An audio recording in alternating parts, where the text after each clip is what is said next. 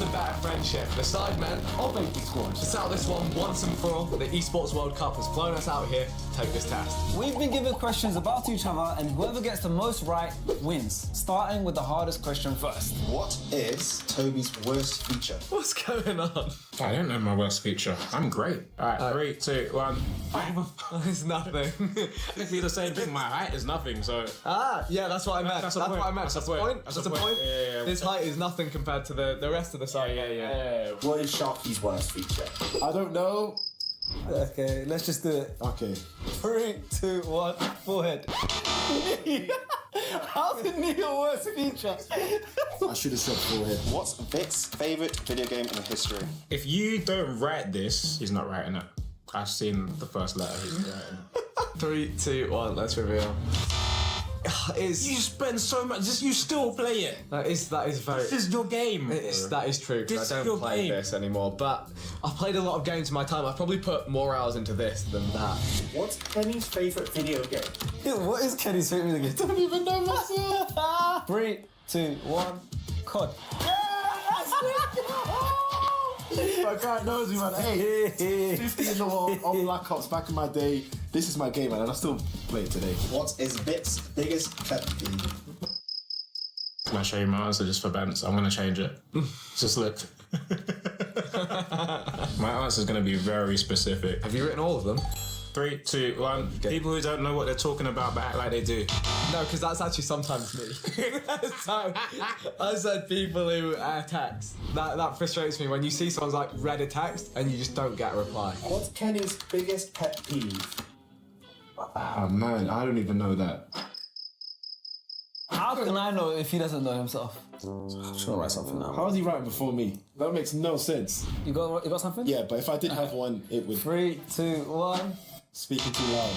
Arriving early. You're always late. You get out. You bail me out in front of everyone here that I'm always late. What is the biggest moment that defines your friendship? Oh. What I want to say, You you can't. know what I'm thinking about. You can't. No, you can't. Right. Here we go. Ready? 3, 2, 1.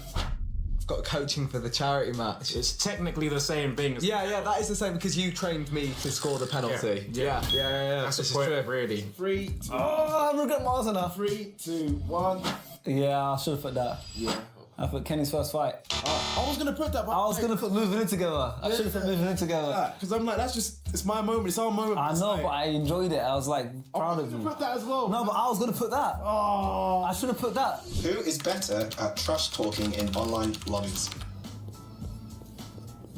Alright, I'm ready. 3, 2, 1. Victor. Yeah, I was gonna say Toby's too nice. He actually doesn't. He actually compliments people. I'm good at offline trash talk. Stands on business in person. Yeah. Say it to my face. There's only one man. 3, 2, 1. Kenny! Me. That's you, but that was you growing up, though. Yeah, this Um, trash talking everyone. The Call of Duty lobbies, no one can chat to me. What is Vic's most used emoji? Can I have a backup answer? Yeah, why not? Alright, 3, 2, 1. I even drew it. Oh, got the crying laughing, let's go. Yeah. Star as a backup. Crying laughing emoji. What's Kenny's most used emoji? 3, 2, 1. Laughing emoji. Yeah, boy. Let's go on the roll. Who is the better overall gamer? 3, I 2, better say Toby. 1. That was easy. That was easy. More of those, please. Yeah, More of right, those. more of that. 3, 2, 1. Kenny. Yep, that's me. Easy. If Toby was not a YouTuber, what job would he be doing? I don't even know if I believe this, but I've written it. Alright, ready? Ready? 3, 2, 1, go.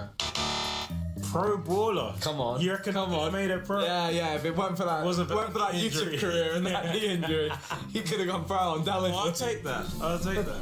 If Sharky wasn't a YouTuber, what would be his job? Ooh. 3, 2, 1. Football coach. Same thing. Same thing. I'm so Same. glad I got that right.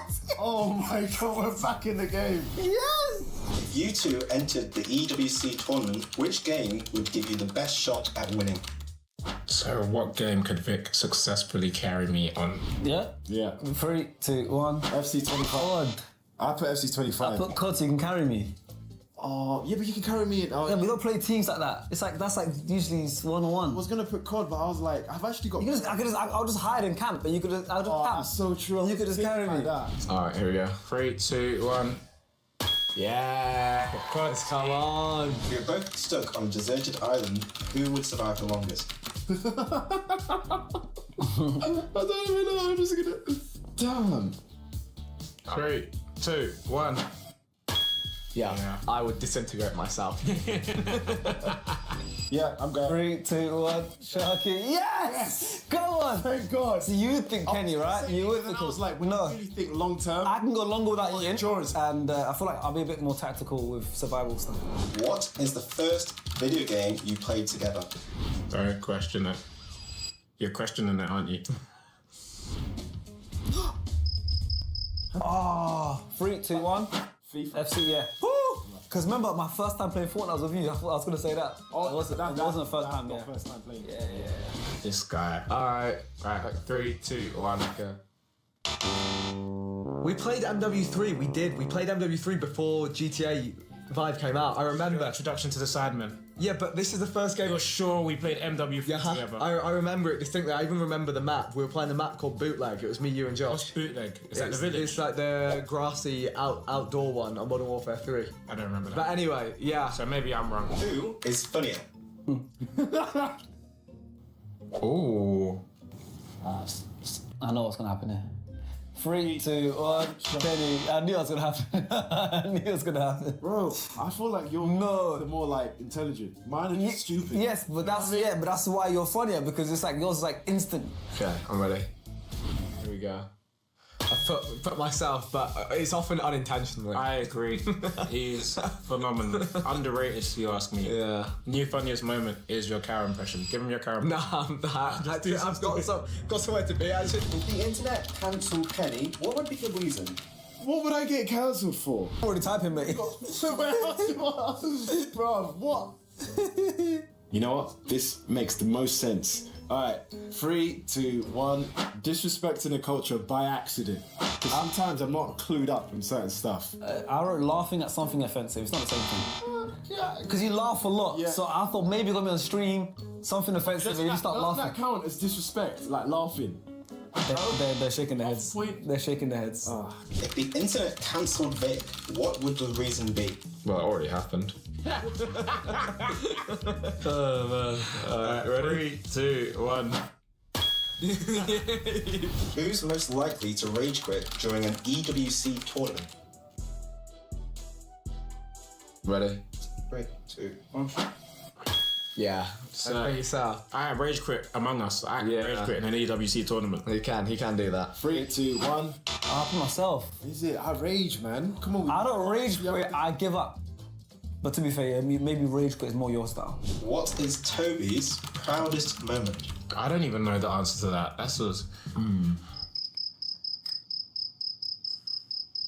Oh, okay. I got it. Okay, 3, 2, 1, bang. Yeah, like Old Trafford. Come on, let's go. That's big. go. That might actually have to be worth double point. What's Kenny's proudest moment? I got a few, but 3, 2, 1. winning against. Yes, same fight. Main event Dublin. Go. Winning in Dublin. It was against Anderson. Winning in Dublin. Same fight. What is Toby's birthday? I'm gonna write down Vic's birthday just to embarrass him. This is my kryptonite. I don't know anyone's birthday. Oh no. I'll tell you all the Sidemen's birthdays. Josh is the 4th of September. Simon's is the 7th. Don't worry about it, I got it. Alright, ready? 3, 2, 1. His birthday is it's on a really it's a April great 8th. day that we all celebrate. April the 8th. I'll try and remember that. What's Sharky's birthday? You have to know this. You can't not know this. This is the top 3 easiest birthdays I think a human could possibly have. That's why I know it though. Yeah. 3, 2, 1. 31st. December 31st. There we go. If you didn't know that, I'll be shocked. Yeah, that's poor for me if I didn't know that. Who is better at EAFC? Woo! Time to stat pad, baby! Ready? 3, 2, 1, go. Toby. Yeah, we just know each other. That's so the one well. game I have over this man. 3, 2, 1. Sharky, and I'm not even that great. He's just really bad. I'm just horrible. He's just really I'm bad. terrible. I think we did pretty good. I think we I smashed. think we did pretty well. If God there. come anywhere near, I'd be impressed. That was the final question. No! We have tallied up the results. Oh my god, please. Firstly, who do you think won? We won. Who do you think won out of two? Us. We should win. We've known each other for longer, I believe. The person that won by a landslide What? is the side. Yes, come on, W. How close is it? Come on. Not close. Not even close. Fair play, congratulations. You guys can have that one. If you did enjoy the video, please click right here to watch us answer your most Googled questions. Hey, I'm Anna Kramling. I'm a chess master, and the Esports World Cup invited me here to answer your chess questions. I don't understand how chess masters can play blindfolded against like 6+ people. Like, what special techniques are they doing to remember so many positions on the board? Are you able to do it? This is my biggest flex ever. Yes, I'm fully able to play blindfolded. Actually, as a chess player, because you're constantly imagining different variations and you're constantly picturing the pieces moving when you're calculating in chess, it's actually not so difficult to have all of that in your brain. So it's a great party trick, and I think actually more people than what you think are able to do so. Whenever I check a review after my games, it says I always blunder at least 3 times. So what's a mistake casual players always make that I can fix ASAP? I'm sorry that you always blunder at least 3 times. I think most people will blunder quite easy tactics, especially at lower levels. So for instance, you blunder a piece in one move, or you forget that there's a fork in a couple moves. So I think getting rid of the absolute easiest tactics, that's the first way to go. And you can do that by studying more and by doing chess tactics and chess puzzles. Checks, captures, and attacks. Don't miss them. Why are different pieces worth different points? I've heard the castle is 5 and the bishop is 3. But like the castle and bishop are super similar, right? Okay, I'm sorry, Milo, I didn't create the rules of chess, but the castle, we call it rook in chess terms, but it's a castle. All pieces are worth differently because if they weren't, then all pieces would be the same. And you have to think about your chess pieces as a group of different people that have different roles, and they're all achieving the same thing, which is to checkmate the opponent's king. But yeah, it's just what the rules of chess are. I don't know what to tell you. How much money do chess grandmasters actually make per year? Be honest. Most chess grandmasters make very little money. I think to actually be able to make a very good living, you have to be at least top 20, top 30 in the world, which eliminates most grandmasters out there. My parents are both grandmasters and they did not make a lot of money playing chess. I mean, my dad was living in a hotel and he was just basically going from tournament to tournament to try to make enough money to buy all his food for the month. For most people, it's not a job that can make you a lot of money. I can't give you exact numbers because everyone makes differently. Top 20 people will make quite good, and then maybe top 10 women in the world will make pretty decently as well. How do you stay locked in during classical games? Like, what are you thinking during the long silences? People think that 1.5 hours feels like a long time. When I play chess, I feel like 10 minutes have passed and there's like 1.5 hours. It's pretty nice. I think when I play chess, it's kind of for me like meditating because it's the only time when I'm not on my phone and I'm not constantly getting an influx of a lot of different notifications and things going on, and I can just sit peacefully for myself and think and play a good game. Chess is such a diverse game with so many different nationalities. Have you noticed if they have different play styles? I think that's for me one of the coolest things with chess. I remember when I was 14 years old, that's when I got really interested in chess because I went to the Chess Olympiad and I remember walking in and I saw 2,000 people, everyone coming from all over the world, South American countries, Asian countries, European countries, African countries, North American countries. And I was like, I'm seeing so many people that I would never meet in my life if I wouldn't be here. For me, that's one of the coolest things with chess, that you get to meet people from all over the world. I have not noticed any difference in playing style. I think that everyone is just trying to play good chess. So no, I can't tell you if there's any difference. Is the Bond Cloud opening? Why is it a meme? Yeah, I mean, it's a meme because of how bad it is. Like, I think Magnus Carlsen, he always says it, like, it's one of, it shouldn't exist or something like that. I think I saw him say. The Bong Cloud opening is when you, on move number 2, push your king forward. Now, this is objectively one of the worst things you can do in chess because it's all about checkmating your opponent's king, and you're, instead of protecting your king, you're putting it in the middle and you're just not protecting it in any way, and you're never gonna be able to castle. But I think it was Hikaru that popularized this. And I think Hikaru and Magnus played it against each other in some game, and it became an iconic meme just because you're seeing the 2 best chess players in the world basically playing the worst opening there is. So yes, I've myself never played this because it kind of hurts my soul, but it's it's possible, it's just not recommended. What's the real secret behind the Sicilian defense? Why does everyone love it? Okay, I love this question. The Sicilian defense is my love, okay? I've played it ever since I was a little kid because my mom once said, Anna, if you want to win games with the black pieces, you gotta play the Sicilian defense. And that stuck to me. Typically when you play with the black pieces, you kind of have a disadvantage because you're 1 tempo down, white starts, so you typically end up getting a little bit of a passive opening, but not with the Sicilian. So the Sicilian goes like this. White goes e4, and now you go here. Now, what is the reason of you going here?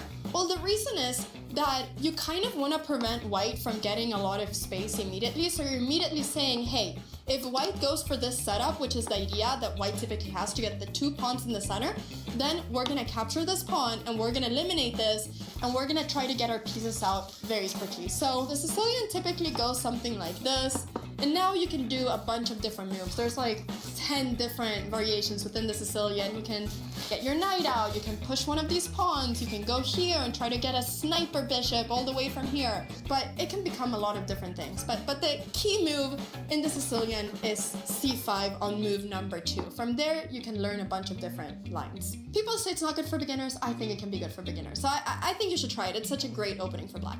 Help! I've been stuck in ELO hell for years. What do I do to escape? I'm very sorry you've been stuck in with your ELO. Just watch videos, improve, play more. I'm sure you'll get out of there. I believe in you. Yeah, that's it. I've been grinding on chess.com for years and I finally got to 1500 ELO. How much longer do you think it'll take me to be a grandmaster? I'm 15, by the way. Hashtag on the grind. Okay, listen, I love the positivity you have, and I love how much you want to become a grandmaster. It's amazing.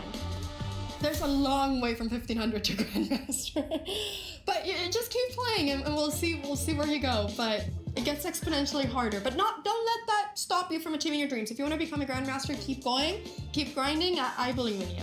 What is one thing I should know/learn to beat most people at chess?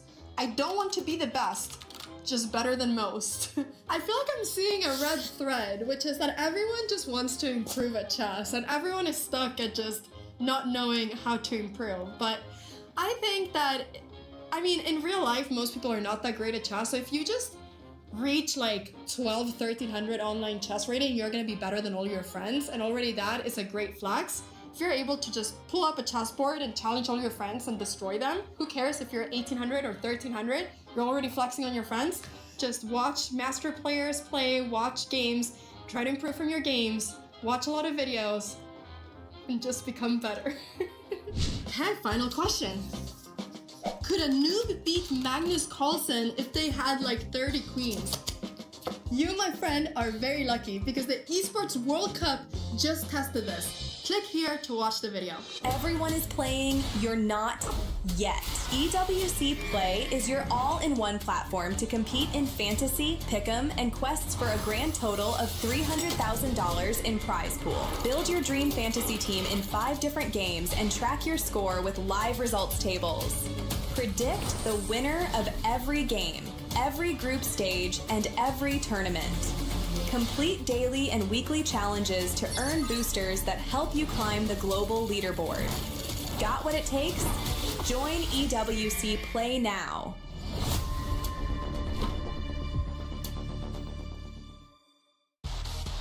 The Mid-Season Cup at EWC makes its third appearance, and for the first time in MLBB history, the prestigious stage arrives in Paris on European soil.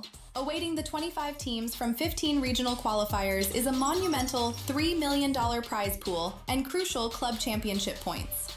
MSC opens with the group stage, where 15 qualified teams and one team from the wildcard qualifier will be split into 2 groups of 8. Both groups will compete in a double elimination bracket, where 2 wins secure a spot in the knockout stage, while 2 losses send teams home. The top 4 teams from each group will advance to the knockout stage. More unforgiving than ever, the knockout stage puts everything on the line. In this single elimination bracket, teams will clash in a best-of-5 series throughout the quarterfinals and semifinals. For those denied a place in the grand finals, one final battle remains, a chance to secure a podium finish and claim an additional $100,000 in the third place match. Here, one moment can change everything. One mistake ends the dream, one clutch play creates a legend, and at the end of it all, 2 teams remain. One final series in a best-of-7, all for the grand prize of $1 million.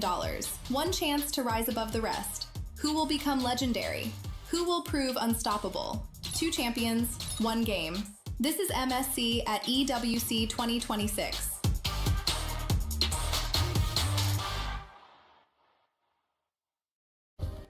Play is in our DNA. Whenever we let it out, it becomes our superpower. Now imagine an entire city being built to supercharge it. Kadir City, powered by Play.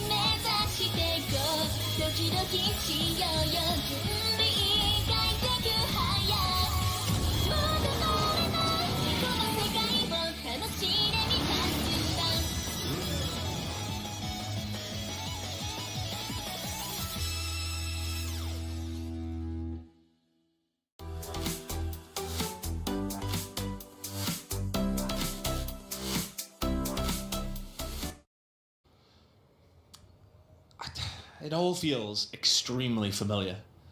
I've been here before. I've been here for such a long time. This view of the Eiffel Tower, this rooftop, it all feels so similar. Chris, wake up! Wake up! Who the hell are you? It's Eterna! We were just talking a few minutes ago. I know my hair's a little messy, but I'm still the same person. Is this Dota? No, we're moving on, Chris. We're moving on to the biggest mobile esports title. We are. You are right. You are right. I've snapped out of it. Yes, this is the mid-season cup for MLBB here, and we're so excited to get into it. Super duper, and especially now that it's going to be collaborating with EWC 2026 here in Paris. So excited. Let's jump into a quick explainer for the club championship before we get things started.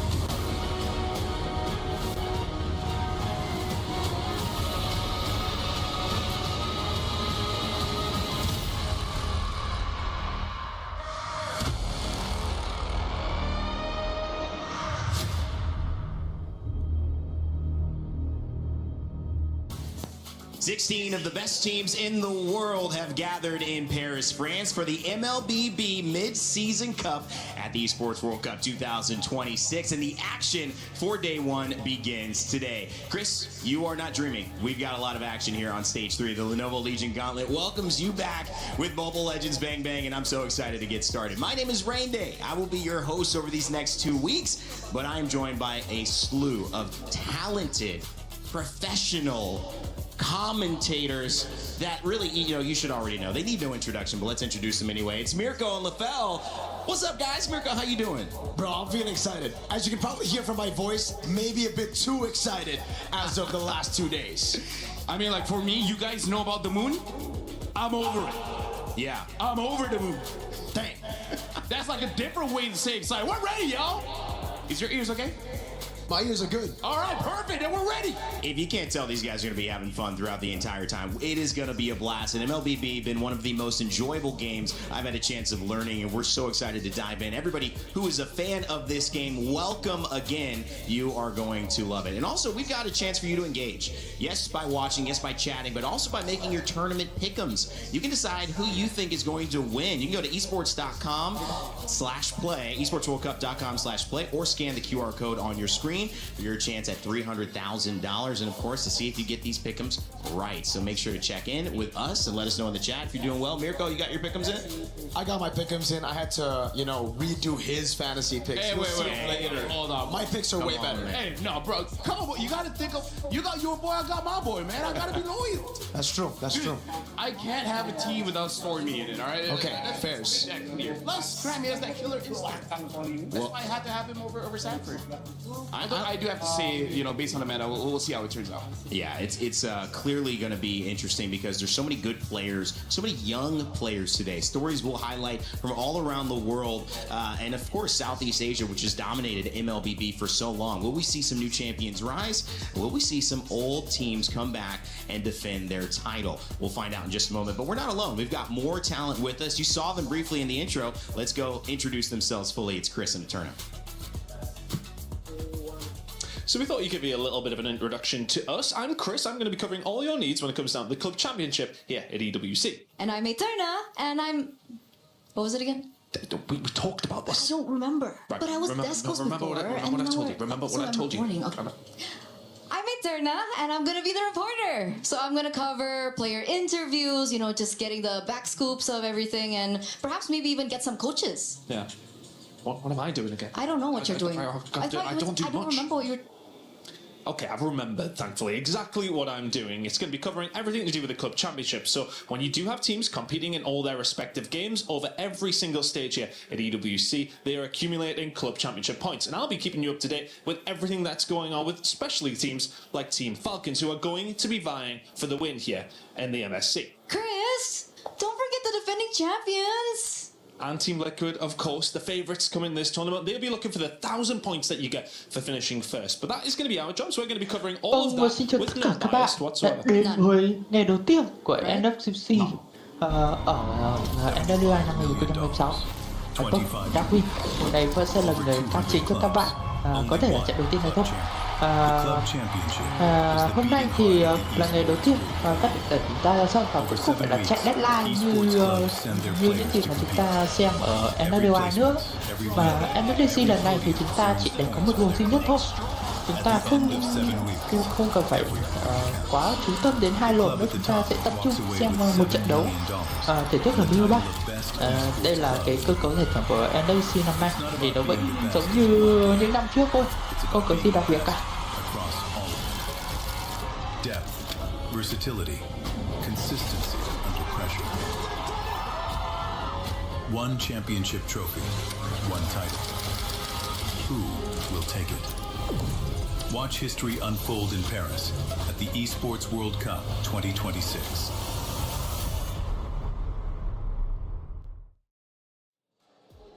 History certainly unfolding here at the Lenovo Legion Gauntlet, and MLBB is set up for a mid-season cup that will not disappoint. There's so many through lines here, from obviously last year, but also the wild Được, card to chắc get là chúng here. ta sẽ And phải setting đợi up thêm that vài story phút is nữa, one chắc that tầm we've khoảng paid 4 special giờ attention thì trận to. đấu mới được bắt Falcons đầu. MENA Và made it đây through là a cái 10-team vòng gauntlet that included quay teams card. all the way from East Asia, Tất Mekong, nhiên rồi thì Thailand, cái này thì MENA, các bạn cũng đã Turkey, biết rồi. EWC, Europe, Team the Falcons MEN Americas to là người đã finally outlast and đi vào battle vòng to trong get và here, chúng ta guys. xem And it's a highlight journey, but now they have their Falcons first MEN với chance The to High make it on Esports. this MSC main stage.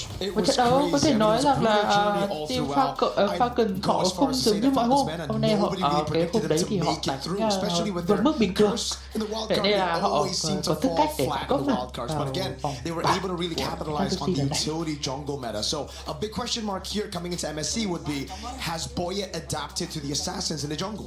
Yeah, it's almost to the point where the meta has shifted so much that some people might say like, oh, they're slightly at a disadvantage because we've seen a lot of their ta thấy rằng là bên phía The High Esports họ đang thiếu sức áp trả. Khi mà như đại diện của Moscow thì họ đánh hơi dưới sức một chút, đặc biệt là đội tier 2 như kiểu The High Esports. Giống ông Cozet thì họ đã bị loại rồi, họ đã bị loại từ cái trước đấy. Vậy nên là cái cơ hội, đặc biệt là đội tuyển đi từ khu vực EA thì họ chỉ có gót trong The High Esports để chạy chung kết thôi. Và chúng ta xem các đại diện trước hết là bảng A đi, gặp Groupstage đến từ Ấn Độ, Quảng Châu Gaming đến từ khu vực EA, Team Vitality tiền thân là Pikachu đến từ khu vực Indo, Team Falcons Philippines đến từ khu vực Philippines, Falcons MEN đến từ khu vực MENA, Unit Gaming đến từ khu vực Singapore, Team Vòng đến từ Malaysia, Team Spirit đến từ khu vực CIS, Victor Esports đến từ khu vực châu Âu, tôi không nhớ rõ lắm, Pro Esports đến từ khu vực Cambodia, Gaza Galacticos đến từ khu vực Myanmar. Telegon Factory đến từ khu vực Malaysia, NTT7 đến từ khu vực Bắc Mỹ, Nam Mỹ thì đúng rồi, Aura Gaming đến từ Thổ Nhĩ Kỳ, Onyx Esports đến từ khu vực Indonesia và cuối cùng Team Liquid Philippines đến từ khu vực Philippines.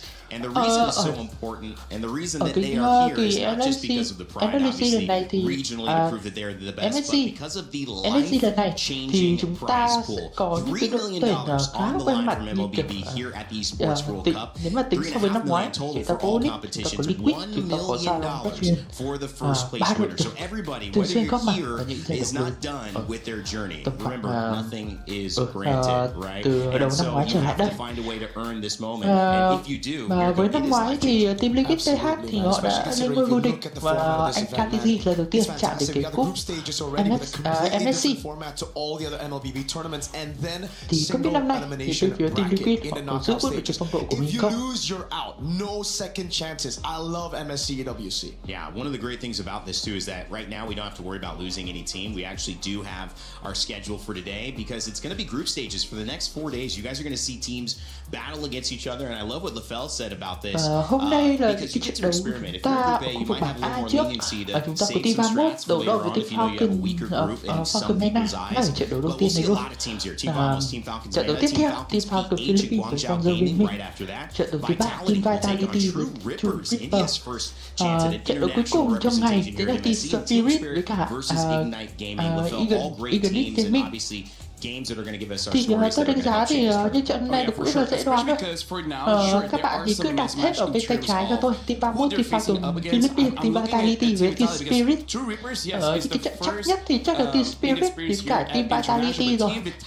Team Spirit thì các bạn biết rồi, từ năm ngoái năm nay đánh ở giai đoạn còn lại thì rất là tín và lại cỡ cả vài cho anh em mình không biết bao nhiêu xu. Trận đấu sắp tới sẽ được khoảng 10 phút nữa thì phải, nếu như tôi không nhầm.